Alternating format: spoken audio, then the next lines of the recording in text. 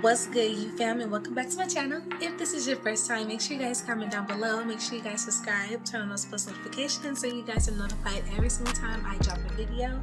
Welcome to part 2. This is gonna be a continuation on my abusive relationships. So this dude ended up completely changing. After these months went by, I started to notice little things here and there, a little bit of similarities to the first abusive relationship that I had experienced that I told you guys about. So it all started when we ended up getting in the car, and as we're in the car, we're talking, and he's telling me like, yeah, money's getting tight, and you know, you've been here for a couple months and things are going good, but it's not going that good. It's not going as good as it should, you know. And he's telling me all this, and I'm like, okay, I'm taking heat, you know. And he's like, and you're gonna end up having to get a job or do something, and I don't really know what I'm trying to say, and woo woo woo. So I'm like, I think I know, but I just kept my mouth shut, right? So Payless was popping back in those days. So we ended up going to Payless, and I'm thinking, okay, I'm about to get some shoes, you know, ooh, you know, dumb thoughts, you know. So we ended up going to Payless, and I'm looking at all these tennis shoes. He's looking at heels and stilettos. And I'm like thinking to myself like, So he purchases 2 pair, right? And you know, we get back in the car, we dip. So he's sitting here talking to me, and he's like, yeah, he was like, there's some things that I would like you to do, you know, it requires you to wear these heels, you know. And I'm already thinking to myself like, he wants me to prostitute. This is not gonna go too well. So he takes me, and we go, well, actually we go home first. We chill for a couple hours, and we head back out. He has these heels with him. He told me to pick out a very sexy outfit. So like I told you before, he started to get a little aggressive, you know.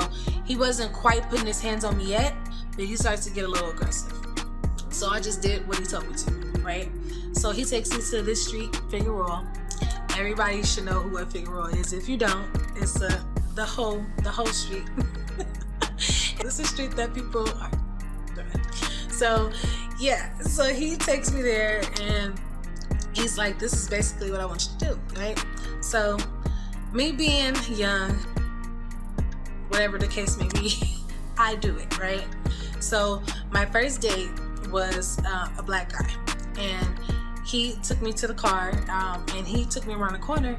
He takes a really good look at me, and he's like, how old are you? You know? And I'm like, I'm 17. And he's like, yeah, okay. He was like, I don't think so. He was like, this dude got you out here doing this? And I'm like, basically, I guess like this, you're the first person that I experienced, you know what I'm saying? So I ended up, you know, talking to this guy, and he's like, yeah, I'm not about to do that, you know what I'm saying? You still a child, whatever. So he gives me like $50, and he's like, just go, you know? He's like, please do whatever you can to try to get away from this dude, just go, you know? So I'm like, yeah, you know, I'm thinking to myself like, this is a fucked up situation, and I probably need to just, you know. So I ended up going back to the dude, and he's like, I hand him the $50, and I'm like, I don't know what this is, but I'm not doing this. This is not what I feel comfortable with. If I need to get a job, if I need to make some type of money, let me do that. You know what I'm saying? Let me get a job. Let me make my money respectfully. This is just not the type of thing that I am interested in doing. He insisted, you know what I'm saying, that this is what I do. We're arguing back and forth, and hits me out of nowhere. He's like, you're gonna do what I want you to do, and you're gonna do it tonight, and that's it, and that's all. You know what I'm saying? So a second date came, and I ended up going in the car, you know, and I ended up telling this guy like, whatever it takes, just get me out of here. You know what I'm saying? Like, I can't be in this situation. Like, is there some sort of way you could get me out of this situation, you know? And he ended up dropping me off, you know, to another area, and I ended up just getting out the car and walking, you know? So I'm walking, and I don't know if somebody seen me that he knew or whatever the case may be, but he was right behind me, literally following me. I don't know when it was that he got behind me, but he was behind me, right? And he's honking his horn at me, and he's like, get in the car, you, how dare you, and I'm like, Lord have mercy, right? So he gets out the car in the middle of the street, and he grabs me by my hair, and he literally drags me to the car. I had little scrapes and bruises on my body, you know what I'm saying, from that, which I will never ever forget. So he ended up taking me to the house, and I ended up washing up and just going to bed after that. So the very next morning, everything was good. He didn't make me, go out and do this or whatever. We actually really didn't even talk about it. Everything just kind of blew over at that moment, right? So I'm gonna fast forward it to like maybe 4 weeks. And we were at like this family function, and I'm helping his mom, and we're putting all the plates and everything, putting them on the table, and getting everything ready for this so-called function. So I'm bringing the last of the plates out, and it was like some potato salad, and he takes it and just takes it out of my hand, just put it out of my hand, just like that. And I'm like, are you kidding me? Like, something in me just is like, why would you do that? This is, everybody's here, and I'm doing this and I'm doing that, and you just knock shit out of my hand, and woo, woo. So I go in the house, and I'm like just hysterical, I'm crying and shit. So he comes in the house after me, and he grabs the belt, and he's like, since you want to act like a baby, I'm gonna treat you like a baby. And he takes the belt, and he just slashes me all over the place, just all over the place. Not to mention, everybody's outside having this so-called function, you know what I'm saying? So I'm like fighting back as much as I could, but the more I fight, the harder he hits, So it's over with, and I'm just on the floor, and I'm crying, and I'm hyperventilating and things like that, and I'm just like, I can't believe I got right back in this situation. Like, what the hell was going on? So yeah. And his mom comes in the room, and she's like, are you okay? She was like, you really need to try to figure out a way to get out of this situation, because it's just gonna get worse for you. And she was like, take it from me, I'm his mom, I know, And I didn't listen. I should have listened, but I did not listen. And things just started to get a hell of a lot worse. The next day, we're in a car, and he's doing his little stuff, and the cops pulls up behind us, right? And he takes the that he has in his hand, and he just throws it all on my lap, right? So I'm like, what the fuck, So I'm just sitting here trying to stuff it in places that it don't belong, and I'm just like, what the hell, I couldn't get everything put together. So the cop was just literally right there at the window, and she's like, get out the car, put your hands down on the ground, and I'm thinking like, fuck, I'm going to jail, you know what I'm saying? Like, fuck, why did I stay in this situation? You know what I'm saying? I should have just got out when the fuck I was supposed to get out. Hell no. I ended up going to jail, and she's like constantly asking me like, how old are you? And I'm lying about my age, and I'm like, I'm 18 years old. She's like, well, where's your ID? And I'm like, I left it at home. So she runs my fingerprints, she confiscates the or whatever, and I'm in jail. I can't call no family members, I can't do any of that, because technically I ran away, and I didn't have a cell phone. I just, nobody knew where the hell I was. After a while, they ended up finding out that I was 17 years old, and I ended up getting sent to a juvenile hall facility, right? And I'm like, Lord have mercy, I'm about to be in here for a minute, and I'm about to get in trouble. Like, what the fuck? At the same time, I'm thinking to myself like, but it's probably a good thing, because if they find out who I really am, they can call my real peoples, and they can come save me from this horrible ass situation that I'm in. But that was not the case, y'all. I ended up staying in juvenile hall for maybe 4 days, and all of a sudden I get a call from the officer, and he's like, Landria, pack your stuff, you're out of here. And I'm like, huh? I'm just like, what the heck? Like, I'm just out of here, So I'm thinking that it's my auntie, So when I get out, it's one of the little girls that was with me at City Walk.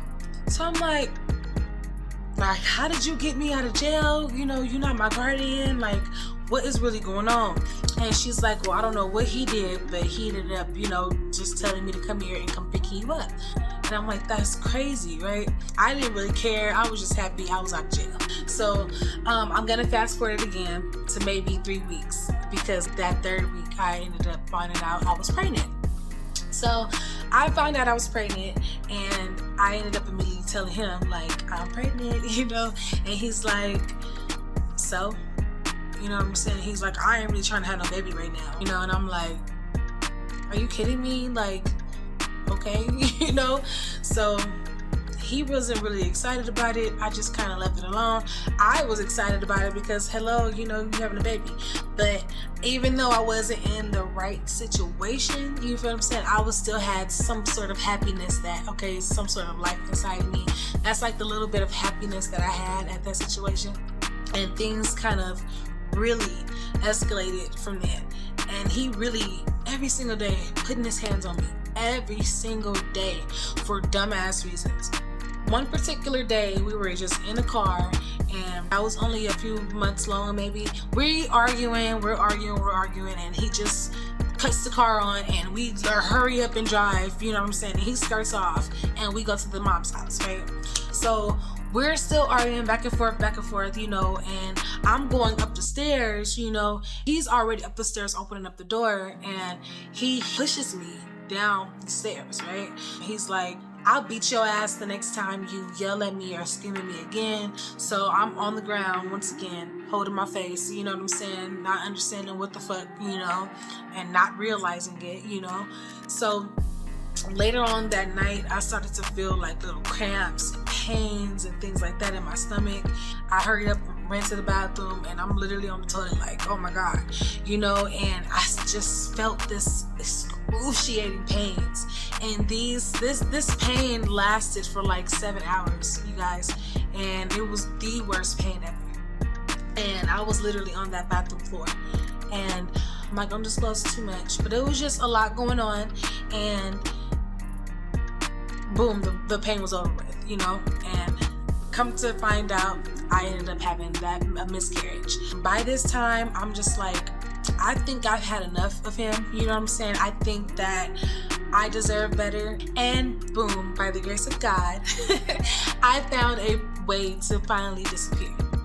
So we were at his sister's house, and his sister is where he kept all his, you know, business at, you know what I'm saying, if you get my drift. So we're at his sister's house, and we're chilling, you know, we're vibing, and I'm chilling in the garage because she set the garage up to where it's like a whole nother apartment, you know.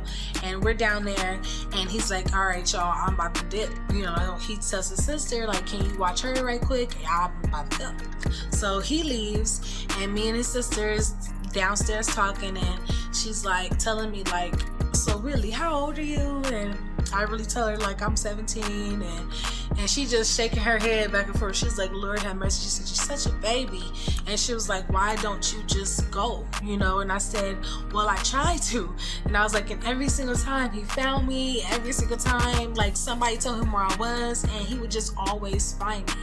So she's like, what happened between you? And I'm like, I was telling her that, you know, I had got pregnant, and he pushed me down the stairs, and I lost the baby, and I was just telling him, like, these cops were following us. Like, I just started just broadcasting everything to her, and she's just like got her mouth open like, what the fuck is going on, right? And she's like, yeah, you need to go before things get too serious and things like that. Fast forwarded, this was like maybe like 3 or 4 hours passed, right? Boom, he called, right? So he's like, I'm in jail, you know, it's some money that I stashed at my sister's house. I really need you to get that money, and y'all come down here and try to bail me out. And I'm like, okay, cool. Boop, hang up the phone. So his sister knew what was going on already. So she looked at me and she said, you don't think this is your chance? Like, and I'm like dumbfounded. So she's like, take this money, how much money it is, take this money and you just go. You know what I'm saying? And I'm like, you know, I think that's what I'm gonna do. And I'm like, he's in jail, so there's no way he could catch me at this time. You feel what I'm saying? So maybe if I get this money, hurry up and go and just kind of disappear, you know, things would be good, you know? So that's exactly what I did. You know, he went to jail. I took money. I think it was like maybe almost like $1,000. I want to say like maybe $950,000. And I left. I went on a bus, and I remembered where one of my sister's baby daddy's auntie stayed, and I went to them. And by the grace of God, two of my sisters were there, and that's where I was at. I ended up getting shipped back to Michigan to stay with my mom, and I ended up staying out there for the time being. So yeah, I ended up finally getting away from him. Y'all gotta let me know what you guys want to see on this channel. I am gonna continue to do my YouBooks because I do have a lot to say. I do have a lot of stories, you know what I'm saying? I have been through a lot, so I really want to tell you guys that, but I also want to bring some flavor to my channel. So make sure you guys comment down below and let me know what you guys want to see. Please subscribe to my channel. I will be back with chapter 3, and you guys have a good day. I'm out. Peace.